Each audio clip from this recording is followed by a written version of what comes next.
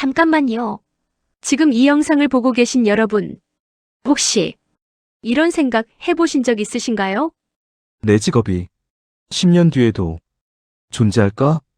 사실 저도 가끔 이런 생각이 들더라고요. 요즘 뉴스만 봐도 AI가 이 일을 대신한다. 저 직업이 사라진다는 얘기가 넘쳐나니까요. 단순히 뉴스에서 보던 먼 미래 이야기가 이제는 내 주변 이야기가 되고 있습니다. 맞습니다. AI 기술이 무서운 속도로 발전하면서 전 세계 직업이 근본부터 흔들리고 있습니다. 이건 과장이 아니에요.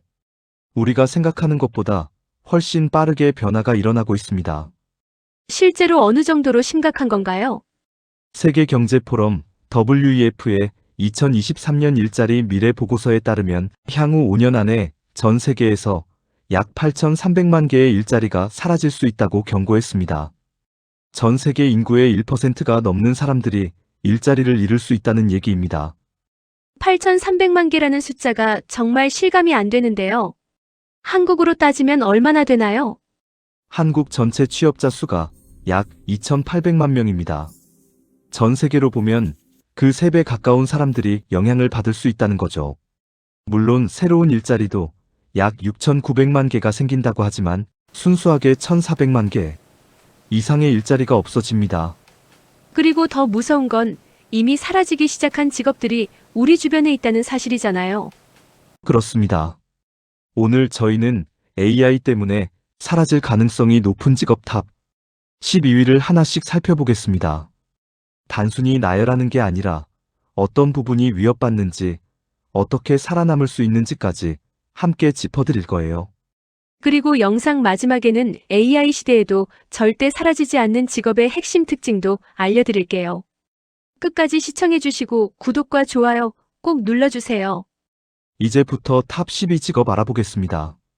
12번째는 단순 사무직입니다. 데이터 입력, 문서 정리, 자료 분류, 이메일 분류 같은 업무들이죠. 정확합니다. 이런 업무들은 사실 오래전부터 자동화 이야기가 있었는데 이제 그 언젠가가 현실이 됐습니다. RPA, 즉 로봇 프로세스 자동화 기술은 사람이 컴퓨터로 하는 반복적인 클릭, 데이터 복사, 양식 작성을 그대로 모방해서 자동으로 처리합니다. 사람처럼 컴퓨터를 조작하는 거군요. 맞습니다. 그리고 여기에 AI가 결합되면서 이메일 내용을 분석해서 자동 분류하거나 계약서를 읽고 핵심 조항을 추출하는 것까지 가능해졌어요. 맥킨지 글로벌 연구소에 따르면 현재 사무직 업무의 약 45%는 현재 기술로도 자동화가 가능합니다. 그렇다면 사무직 전체가 사라지는 건 아니겠죠? 절대 아닙니다. AI를 설정하고 관리하며 데이터를 분석해서 인사이트를 뽑아내고 전략을 수립하는 고급 사무직은 오히려 몸값이 올라가고 있습니다. 핵심은 단순 반복이냐, 판단과 창의성이냐의 차이예요. 같은 사무직이라도 어떤 일을 하느냐에 따라 미래가 완전히 달라지는 거네요. 그렇습니다. 지금 단순 반복 업무만 하고 계신 분들은 지금부터라도 AI 도구 활용 능력을 키우는 게 정말 중요합니다. 위기를 기회로 바꿀 수 있는 준비를 해야 합니다. 11번째는 회계 업무입니다. 회계사 자격증이 안정적이라고 많이들 알고 계시는데요. 사실 회계 업무는 오랫동안 절대 안정적인 직종으로 여겨져 왔습니다. 숫자를 다루는 전문직이니까요. 그런데 이 분야도 예외가 아닙니다. AI 회계 소프트웨어가 영수증 사진만 찍어서 올리면 항목을 자동 분류하고 세금 계산서를 매칭시키고 부가세 신고서까지 자동으로 작성합니다. 그런 서비스가 국내에도 이미 있나요? 네, 이미 여러 AI 세무회계 플랫폼이 상용화되어 있습니다. 전통적인 회계사 사무소들도 이 도구들을 도입하면서 단순 기장을 담당하는 직원 수를 줄이고 있어요. 예전에 한 명이 하루 종일 해야 했던 기장 업무를 AI가 10분 만에 처리하기도 합니다. 그러면 공인회계사, 세무사 자격증도 의미가 없어지는 건가요? 아닙니다. 정확히 구분해야 합니다. 단순 기장 업무는 AI가 대체하지만 기업의 재무 전략 수립, 세무 컨설팅, M&A 기업 가치 평가, 투자 리스크 분석처럼 고도의 판단이 필요한 영역은 전문가가 반드시 필요합니다. AI가 숫자는 처리할 수 있어도 그 숫자가 의미하는 바를 해석하고 전략을 세우는 건 사람의 영역이군요. 정확합니다. 앞으로 회계세무 전문가는 AI 도구를 적극 활용하면서 고부가 가치 업무에 집중하는 방향으로 역할이 진화할 겁니다. 10번째는 보험 설계사입니다. 예전에는 보험 하나 가입하려면 설계사를 직접 만나서 몇 시간씩 설명을 들어야 했잖아요. 그렇죠. 그런데 지금은 완전히 달라졌습니다. AI가 고객의 나이, 건강 상태, 가족 구성, 소득 수준, 기존 보험 내역까지 분석해서 가장 적합한 상품을 자동으로 추천합니다. 사람 설계사보다 오히려 더 객관적이고 빠른 입다. 왜 더 객관적인 건가요? 사람 설계사는 수수료가 높은 상품을 권유할 유인이 있지만 AI는 순수하게 고객 데이터에 기반해서 추천하니까요. 실제로 국내 생명보험 설계사 수는 2015년 약 17만 명에서 최근 14만 명 아래로 줄었습니다. 단순 보험 판매 중심의 역할은 계속 줄어들 겁니다. 다만 복잡한 상품이나 고액 자산가 대상 설계는 사람이 더 낫지 않을까요? 바로 그 부분이 살아남는 영역입니다. 법인 보험 컨설팅, 고액 자산가 상속증여 플래닝, 기업 임원, 특화 설계처럼 신뢰와 전문성이 핵심인 영역은 여전히 사람이 중요합니다. 단순 판매자에서 진짜 재무 컨설턴트로 역할을 바꿔야 합니다. 결국 AI와 경쟁하는 게 아니라 AI를 도구로 활용하는 방향으로 가야 하는 거군요. 정확합니다. 9번째는 기자입니다. 이건 조금 의외인 분들도 계실 것 같아요. 기자는 창의적이고 사람의 영역이라고 생각하시는 분들이 많죠. 그런데 이미 현실은 많이 바뀌었습니다. AP통신은 2014년부터 AI로 기업 실적 기사를 자동 작성하고 있어요. 처음엔 분기에 300건이었는데 지금은 연간 수천 건입니다. 실제로 품질이 어떤가요? 스포츠 경기 결과, 날씨 예보, 주가 동향 같은 단순 팩트 전달형 기사는 솔직히 사람이 쓴 것과 구별하기 어렵습니다. 데이터를 받아서 정해진 형식으로 빠르게 작성하는 건 AI가 훨씬 빠르고 저렴하죠. 블룸버그도 전체 기사의 약 30%가 AI가 초안을 만드는 것으로 알려져 있습니다. 그러면 기자라는 직업이 사라지는 건가요? 아닙니다. 탐사보도, 비리 폭로, 현장 취재, 심층 인터뷰처럼 인간의 윤리 판단과 사회적 감각이 필요한 저널리즘은 AI가 절대 대체할 수 없습니다. 오히려 이런 진짜 저널리즘의 가치는 더 높아질 거예요. 단순 정보 전달 기자는 줄어들고 진짜 저널리스트의 역할은 더 중요해진다는 거네요. 바로 그겁니다. 단순 정보 전달 역할의 기자는 줄어들지만 진짜 저널리스트의 가치는 더 높아진다. 이렇게 이해하시면 됩니다. 8번째는 경비원입니다. AI 보안 기술이 정말 빠르게 발전하고 있습니다. 단순히 CCTV를 보는 것을 넘어서 AI가 실시간으로 수천 개의 카메라 영상을 동시에 분석합니다. 무단 침입, 싸움 발생, 쓰러진 사람, 수상한 배회, 금지 구역 접근을 자동으로 인식하고 즉시 알림을 보냅니다. 사람이 24시간 화면을 들여다보는 것보다 훨씬 정확하겠네요. 그렇습니다. 사람은 장시간 모니터링을 하면 집중력이 떨어지지만 AI는 항상 일정한 정확도를 유지합니다. 안면 인식, 홍채 인식, QR코드 자동 게이트도 대형 오피스 빌딩과 공항, 쇼핑몰에서 이미 널리 보급됐어요. 단순 감시 역할의 경비 업무는 줄어들 수밖에 없겠네요. 하지만 위기 상황에서 직접 대응하고 복잡한 민원을 처리하고 응급 상황을 판단하는 역할은 아직 사람이 필요합니다. 그리고 AI 보안 시스템을 관리하고 운영하는 기술 인력의 수요는 오히려 늘어나고 있어요. 단순 감시에서 기술 운영 쪽으로 전환하면 기회가 생기는 거군요. 맞습니다. 보안 분야도 변화를 두려워하기보다 기술을 배우고 업그레이드하는 사람이 살아남습니다. 7번째는 공장 생산직입니다. 제조업 자동화는 지금 어느 수준까지 왔나요? 국제로봇연맹 IFR에 따르면 2022년 기준 전 세계 가동 중인 산업용 로봇이 350만 대를 넘었습니다. 10년 전보다 3배 이상 늘어난 숫자예요. 한국은 특히 높다고 들었는데요. 한국은 근로자 1만 명당 로봇 대수가 세계 1위입니다. 2022년 기준 약 1012대로 2위 싱가포르의 2배에 가까운 수준이에요. 단순 조립, 용접, 도색, 포장 같은 반복 공정은 이미 로봇이 사람보다 훨씬 빠르고 정확합니다. 24시간 쉬지 않고 실수도 거의 없으니까요. 인건비가 높아질수록 기업 입장에서 자동화를 선택할 수밖에 없겠네요. 그렇습니다. 그리고 최근에는 협동 로봇이라고 해서 사람 옆에서 함께 작업하는 소형 로봇들도 빠르게 보급되고 있어요. 중소제조업체도 부담 없이 도입할 수 있는 수준으로 가격이 낮아졌습니다. 제조업에서 사람의 역할이 완전히 없어지는 건 아니겠죠? 완전 자동화는 아직 모든 공정에서 가능하지 않습니다.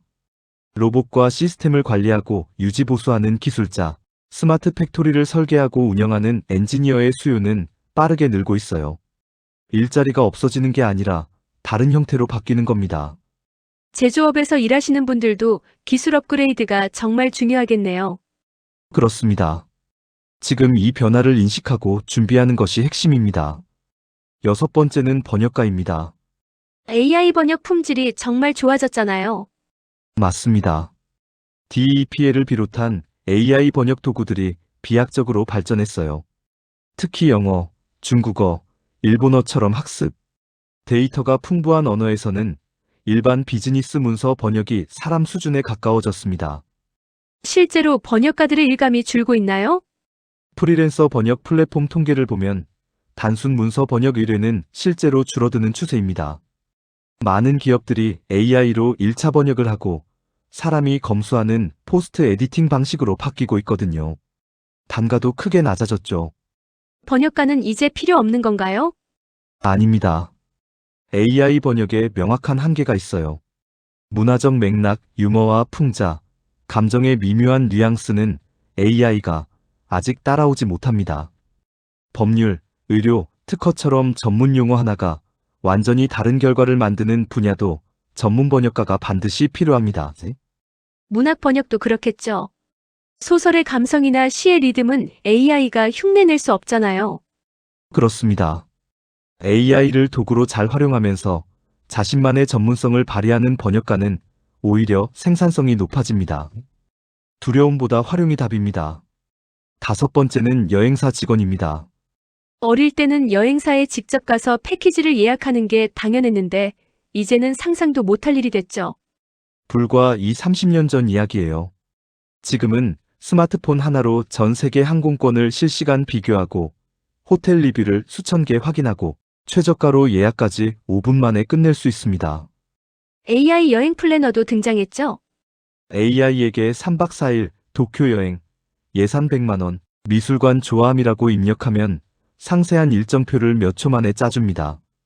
맛집, 이동 경로, 예약 링크까지 포함해서요. 코로나 이후로 여행사가 많이 줄었다고 들었어요. 코로나19 이후 국내 여행사 수가 30% 이상 감소했습니다. 팬데믹 영향도 있지만 AI 플랫폼으로의 구조적 전환이 함께 작용했어요. 대중적인 패키지 상품을 판매하는 오프라인 여행사는 구조적으로 어렵습니다. 살아남는 여행 전문가는 어떤 분들인가요? 럭셔리 맞춤 여행, 기업, 인센티브 여행, 오지 탐험처럼 AI가 대신할 수 없는 고부가 가치 경험을 설계하는 전문가입니다. 현지 파트너 네트워크와 특별한 경험은 데이터로 대체할 수 없으니까요. 4번째는 톨게이트 요금 수납원입니다. 이미 많이 사라진 직업이죠. 가장 빠르게 자동화가 진행된 직업 중 하나입니다.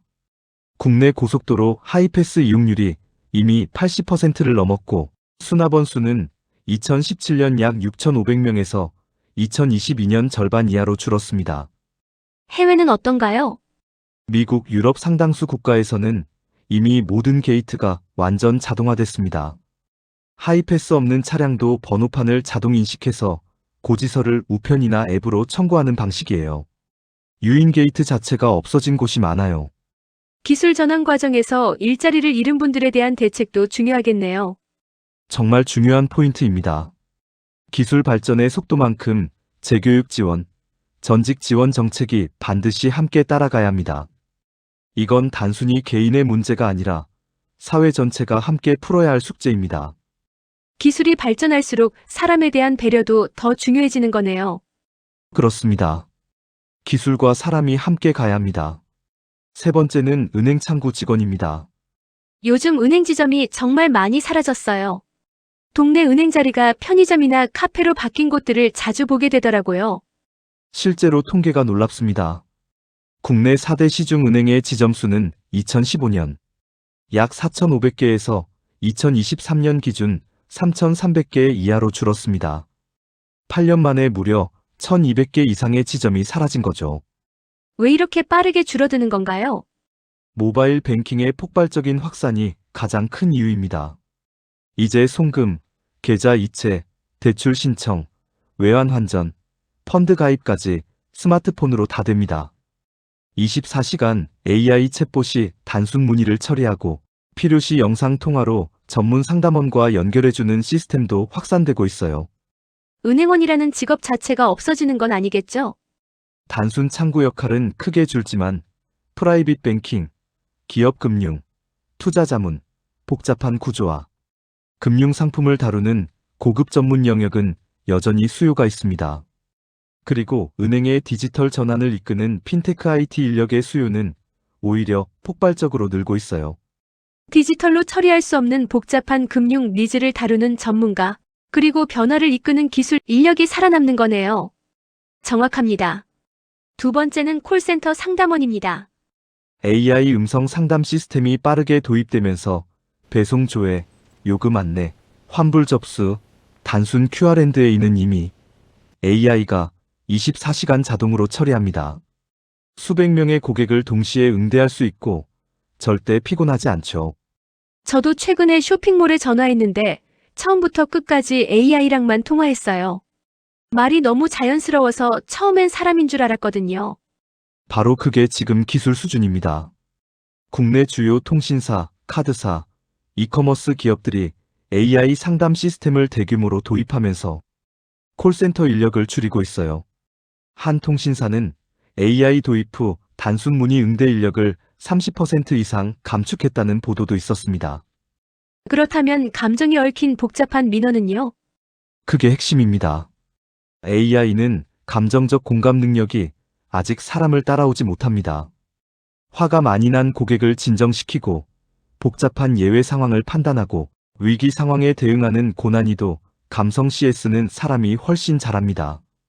단순 응대는 AI가, 복잡하고 감정적인 민원은 사람이 담당하는 구조로 바뀌는 거군요. 그렇습니다. 그러면서 콜센터 전문가는 더 고난이도 업무에 집중하고 AI 상담 시스템을 관리하는 기술 인력도 새롭게 필요해집니다.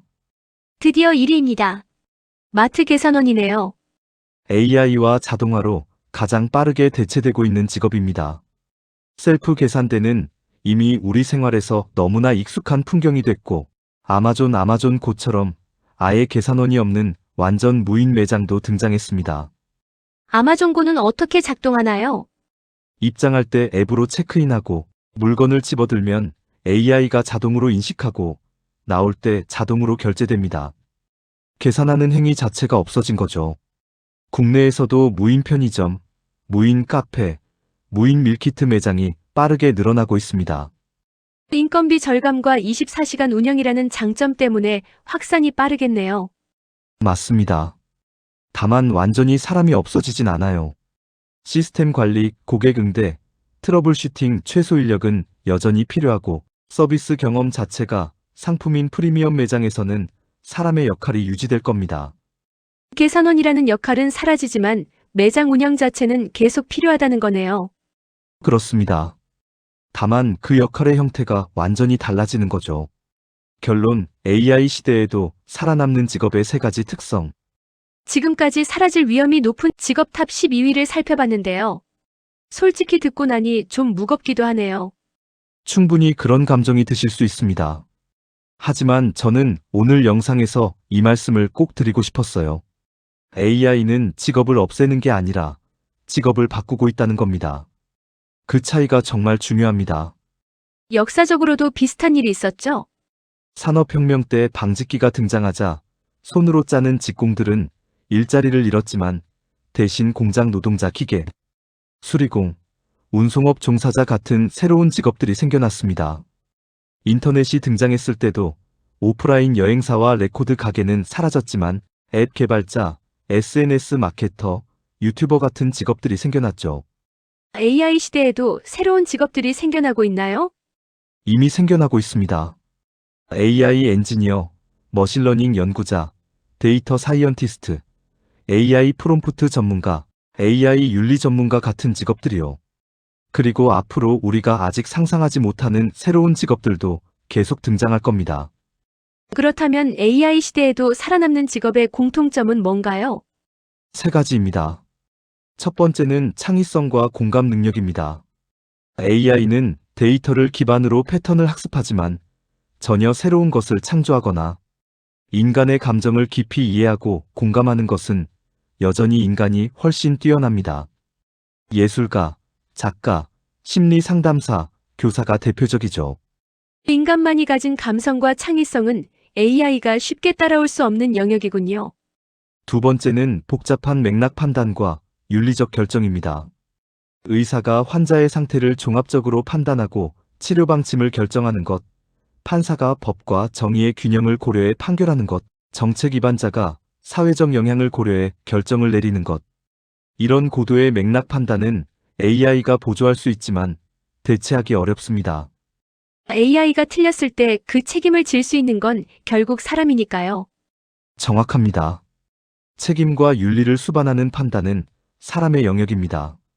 세 번째는 AI를 이해하고 활용하는 능력 자체입니다. 어떤 직종이든 AI를 도구로 잘 활용하는 사람은 그렇지 못한 사람보다 훨씬 높은 생산성을 보여줄 겁니다. 의사가 AI 진단 보조 도구를 잘 활용하면 더 많은 환자를 더 정확하게 볼 수 있겠네요. 바로 그겁니다.